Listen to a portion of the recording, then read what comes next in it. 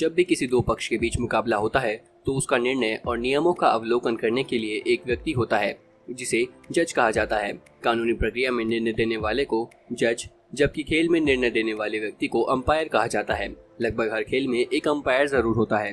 अगर क्रिकेट की बात की जाए तो इसमें अंपायर की भूमिका बहुत महत्वपूर्ण होती है। कभी कभी अंपायर के एक निर्णय की वजह से मैच का रिजल्ट बदल जाता है। क्रिकेट में बहुत सारे नियम होते हैं। ग्राउंड पर उन नियमों की निगरानी करके रिजल्ट देना अंपायर की जिम्मेदारी और कर्तव्य होता है। क्रिकेट में अंपायर ग्राउंड पर खड़ा होता है। इनका काम खिलाड़ियों से भी मुश्किल होता है। क्या आपने सोचा है कि क्रिकेट में अंपायर कैसे बनते हैं? अंपायर बनने के लिए पात्रता क्या होती है? क्या अंपायर बनने के लिए क्रिकेट खेलना जरूरी है? इन सब के बारे में आइए विस्तार से जानते हैं। क्रिकेट अंपायर बनने हेतु प्रक्रिया। आपको बता दें कि अंपायर बनने के लिए क्रिकेट खिलाड़ी होना जरूरी नहीं है। अगर किसी ने क्रिकेट खेला है तो यह उसकी अतिरिक्त योग्यता मानी जाएगी। नंबर 1, देखने की क्षमता होनी चाहिए उत्तम। अंपायर बनने के लिए आपकी नजर बहुत पैनी होनी चाहिए। कमजोर नजर वाले अंपायर कभी नहीं बन सकते हैं। क्रिकेट मैदान पर हम सब ने देखा होगा कि कभी भी कोई अंपायर नजर के चश्मे पहनकर नहीं खड़ा होगा। नंबर 2, अच्छी फिटनेस। अंपायर अगर बनना है तो खिलाड़ियों की तरह अच्छी फिटनेस होनी चाहिए। ग्राउंड पर अक्सर देखा गया है कि कभी कभार गेंद अंपायर की तरफ आती है तो वह फुर्ती से बच जाते हैं। फिटनेस का महत्व अंपायरिंग में भी होता है। नंबर 3, क्रिकेट नियमों की पूरी जानकारी।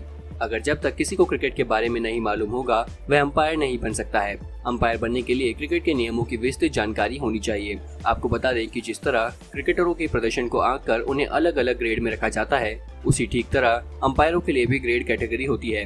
बीसीसीआई ने 4 ग्रेड में अंपायरों को विभाजित किया है। ग्रेड ए में 20 अंपायर, ग्रेड बी में 25 अंपायर, ग्रेड सी में 35 और ग्रेड डी में 40 अंपायर हैं। बीसीसीआई ग्रेड ए अंपायरों को 40,000 प्रतिदिन और अन्य को 30,000 रुपए प्रतिदिन देता है। क्रिकेट अंपायर बनने की प्रक्रिया।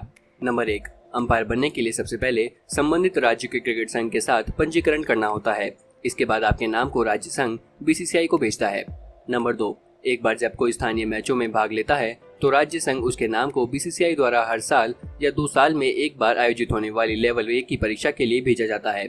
नंबर 3, बीसीसीआई सभी आवेदकों के लिए 3 दिन की कोचिंग क्लास की व्यवस्था करता है। फिर चौथे दिन परीक्षा आयोजित की जाती है। इस परीक्षा में मेरिट के आधार पर उम्मीदवारों को शॉर्टलिस्ट किया जाता है।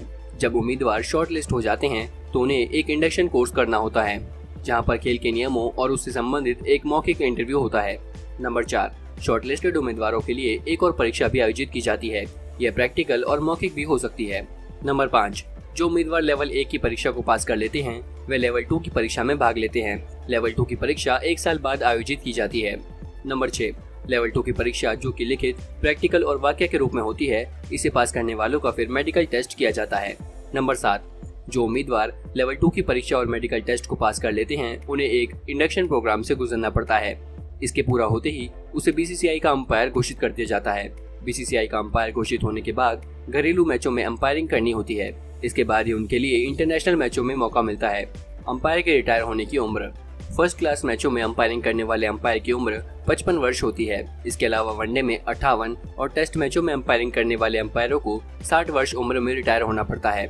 आपको बता दें कि आईसीसी में अंपायरिंग पैनल में वनडे के लिए 93, टेस्ट क्रिकेट के लिए 62 और T20 के लिए 11 अंपायर शामिल हैं। भारत की तरफ से आईसीसी अंपायर पैनल में एकमात्र अंपायर सुदर्म रवि हैं। सब्सक्राइब करें हमारा चैनल ऐसी ही लेटेस्ट और इंटरेस्टिंग खबरों के लिए।